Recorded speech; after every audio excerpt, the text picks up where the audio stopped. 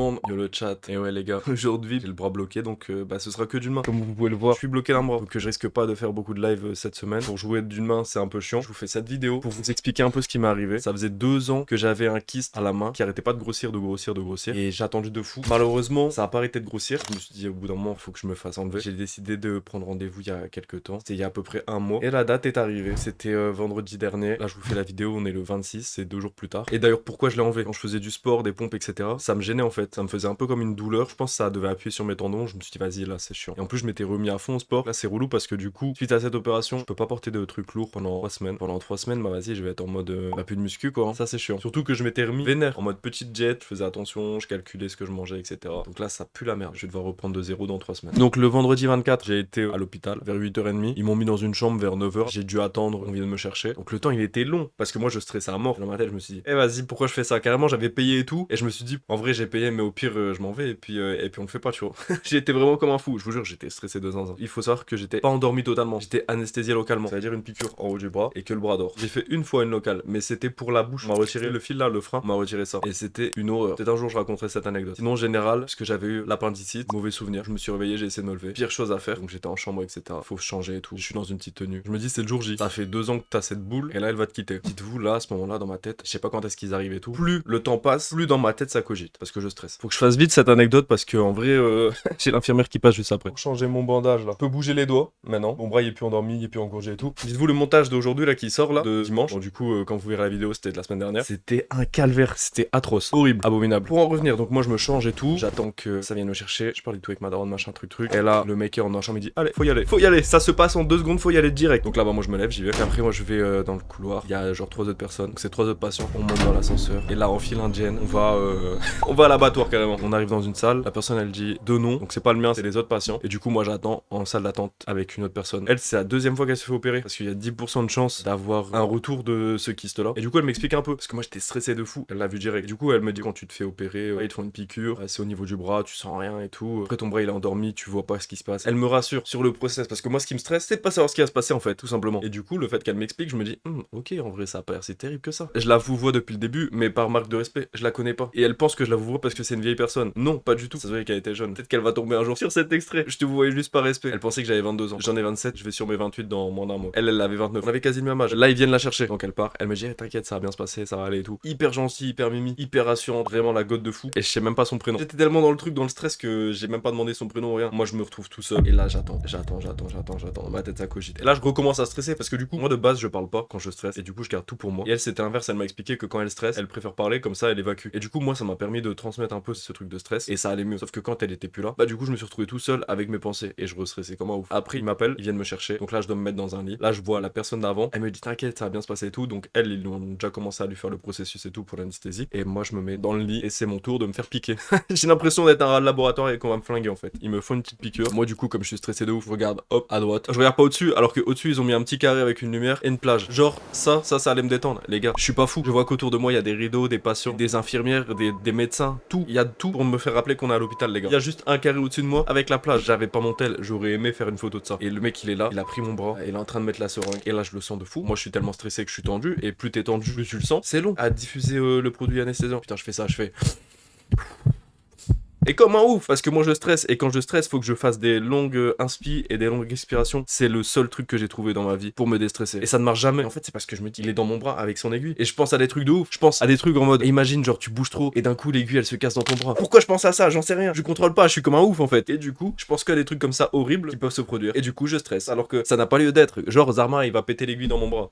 Pourquoi il ferait ça? Il l'a pas fait aux 500 patients juste avant moi. Pourquoi à moi il le ferait? Je m'imagine toujours le pire. C'est ça mon problème. Après, il termine machin et tout. Il me dit, ça a été? Je dis ouais parce que j'ai pas envie de lui dire la vérité. Bah non ça a pas été frérot, je stresse comme un ouf là. Je lui dis ouais alors qu'il a bien vu que ça a pas été. On se ment mutuellement finalement. Donc voilà il part. Je sens mon bras qui est de plus en plus lourd et tout. Je me dis wesh qu'est-ce que c'est que cette merde. J'ai jamais ressenti ça du coup vu que je m'étais jamais fait anesthésier localement le bras. Que là le bras tu le contrôles plus en fait. Tu veux le lever au bout d'un moment il se lève plus. Tu peux toujours bouger tes doigts parce qu'en fait je pense que ça diffuse le produit comme ça du coup et que là tu sens que t'es endormi donc tu pourras plus contracter ton biceps. Tu te descends l'avant-bras tu commences à plus pouvoir le lever et il reste que ta main tu peux un peu la bouger tu vois. C'est quoi ce bordel? La sensation est folle hein, premier degré. Et au bout d'un moment ils viennent te chercher et ils disent allez faut aller en salle de l'opération. Sauf que moi dans ma tête je me dis mais attends, mais ma main elle est pas endormie complètement. Parce que du coup moi mon bras est endormi, mais ma main je peux toujours bouger mes doigts. Donc dans ma tête je me dis quoi? Je me dis bah là c'est la merde. Et c'est là où je stresse encore plus. Ça veut dire que ma main elle est réveillée, je vais tout sentir, je vais vivre cette connerie. Et j'ose pas le dire en plus. Le temps d'aller à la salle et tout. Et bah ta main elle s'endort complètement. Le délai est parfait, c'est le perfect timing les gars, ça c'est dingue. J'arrive dans une salle. Du coup la patiente qui est passée juste avant moi, qui m'avait rassuré, elle avait dit à l'équipe ouais le petit jeune machin, il est grave stressé et tout, dites-lui de ma part que ça se passe très bien. Et du coup bah ils savent que quand moi je vais arriver je serai stressé. Donc carrément ils me préchotent, ils me disent ouais t'inquiète et tout, ça va bien se passer, on nous a dit que t'étais un peu stressé. Et je dis ouais je suis stressé de fou.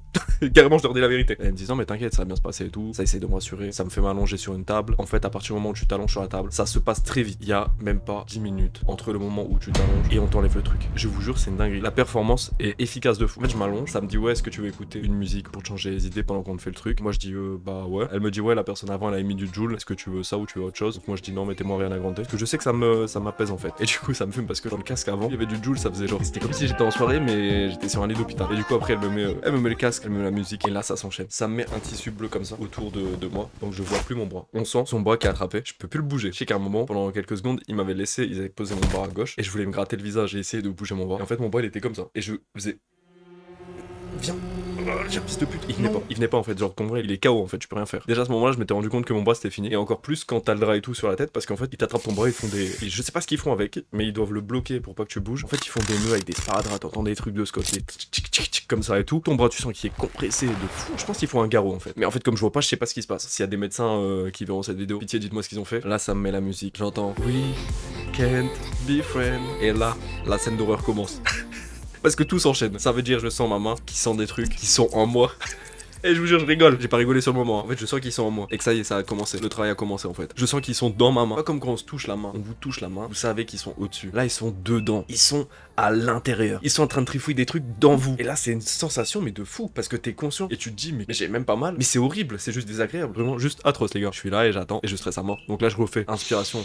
Expiration très longue. L'assistante du chirurgien, elle vient me voir, elle me dit ouais t'as mal et tout. Je dis non. Elle me dit bah là c'est le maximum de douleur que tu vas ressentir. Je dis bah c'est bien, je ressens rien et tout. Elle me dit mais pourquoi tu stresses? Et je dis je sais pas. Ça me fume parce qu'en fait de base quand je parle toujours avec deux mains. Là carrément je lui parlais avec une main parce que genre l'autre elle est on va se faire déchiqueter juste à ma gauche. Y a plus de main. Comme si j'étais devenu je sais pas comment on dit, comme unijambiste d'un bras en fait. Unibratéral. On va inventer ce nouveau terme. J'aime bien ce terme. Unibratéral. Je me retrouve en train de me faire charcuter la main sur du We Can Be Friend. Carrément la meuf elle me voit tellement stressée. Elle m'attrape la main, elle me dit non mais ça va aller et tout, ça va le faire et tout. En vrai trop gentil, trop adorable. Mais j'étais comme un enfant. En fait c'est la sensation, il faut le vivre pour le comprendre, de se faire trifouiller la main, conscient, ils sont dans votre main quoi. Moi je trouve c'est une folie. Après il y a des gens, ils rêveraient peut-être de vivre ça, pas moi. Donc je me fais déglinguer la main. Déglinguer, ils font un travail très propre, très clean, parce que ça dure 5 minutes, ça dure le temps de la chanson. Ça se termine, ils enlèvent. Elle me dit voilà c'est fini. Et moi je suis comme un con, je me dis waouh, c'est tout. Ce qui m'a fait stresser c'est que je passe le dernier à chaque fois. Tous les autres passent avant moi. Le fait d'attendre tout le temps, ton cerveau il cogite. Et moi je cogite à mort. Je serais passé le premier, j'aurais pas eu le temps de comprendre ce qui m'arrivait en fait. En les voyant tous partir, je me sentais en mode pourquoi je fais ça? J'étais à deux doigts de me dire non mais en vrai ça me gêne plus en fait. Laissez-la moi dedans. Et donc après bah je retourne dans ma chambre. Donc il y avait ma daronne qui m'attendait. Ils me disent pour sortir du coup faut que vous vous rhabillez et tout. Faut que vous mangiez aussi. Je mange un genre de skir mais version dégueu. La madeleine, cool. Carrément j'avais pas la tête à manger. Je voulais pas manger en fait. Moi je voulais juste rentrer chez moi. Laissez-moi tranquille. Ça y est, là c'est le moment où je dois me changer. Ma mère me dit t'as besoin d'aide ou pas? Moi je me suis dit non ça va aller. Parce que je pense que c'est simple en fait. À un bras. J'oublie. Je me dis bah non je sais m'habiller. J'ai pas 15 ans. Le mec pas de réflexion en fait. Le mec se dit juste trop simple. Bah non. Et là je réfléchis. Je me dis mais attends mais le pantalon. Moi quand je le remonte je mets un bras de chaque côté et je tire parce qu'en plus comme un abruti j'ai mis quoi? J'ai pas mis un jog. J'ai mis un jean. Et pas un jean large. Un jean qui sert. Donc là je suis en mode bah j'arrive pas à le remonter. Donc j'ai le fut en bas des jambes. Je le regarde et je fais ah, donc c'est à ça que tu vas jouer. Et je tire et je tire et je tire. Mais ça vient pas parce que je suis épuisé de ce que je viens de vivre. Et en plus bah j'ai qu'une main. Donc je dois m'adapter avec une main. Bah du coup c'est ma daronne qui m'aide à remettre mon pantalon et tout ça. Et le t-shirt c'était le pire truc. Parce qu'en fait mon bras il est encore endormi. Et comme mon bras il est encore endormi, t'es un peu comme hyperlaxe de barrière de limite ou je sais pas quoi. Y a rien qui te retient en fait. Ça veut dire genre quand mon bras il est pas dans ce maintien, et bah genre il tombe. Il est inanimé en fait. Donc du coup quand ma mère elle m'aide à changer mon t-shirt, elle pose mon bras comme un sur ma tête. Et du coup il est comme ça. Et moi ça commence à me faire flipper parce que je me dis mais il a aucune retenue en fait mon bras. Genre il est comme ça posé. Donc moi je panique. Et du coup j'attrape mon bras avec mon autre bras et je lui dis non mais attends regarde ce qu'on est en train de faire là. Mon bras il va se casser tu vois. Comme le fit quand il étire son bras et qu'il peut le tordre dans tous les sens. Sauf que moi il s'étire pas. On se dépêche d'enfiler le truc et tout. C'est hyper flippant d'avoir son bras genre tout mou comme ça. Comme c'est nouveau et que je l'ai jamais vécu, ça me met un peu en pression. Je réussis à enfiler mon t-shirt et tout. Je sors de l'hôpital. Ça va chercher après à la pharmacie les médicaments que je dois prendre. Je rentre chez moi, je me pose, je me rends compte de plein de trucs. Je veux répondre du coup à mes potes qui m'ont envoyé des messages. Trop gentil de vous être inquiété pour moi. Je devais répondre à une main. Donc j'ai fait des vocaux toute la matinée d'une main, c'était horrible. Et je me suis rendu compte de plein de trucs. Par exemple là, j'ai hyper soif depuis tout à l'heure. Je suis censé faire ça. Merde, déjà faut que je le tourne dans le bon sens. Là je l'ai verrouillé. Je suis censé faire ça. Déverrouiller la bouteille et tout.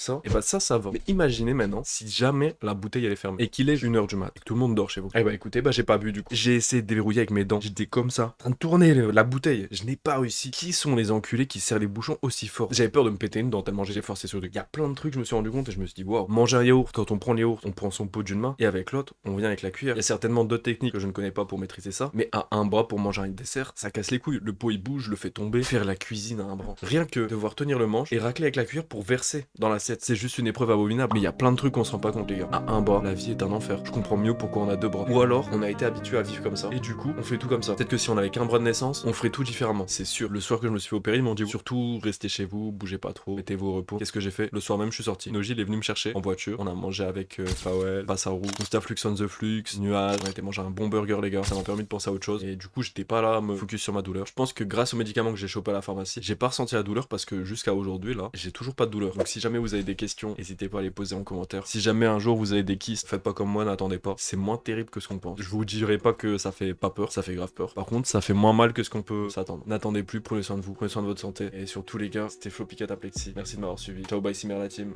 Tchuss.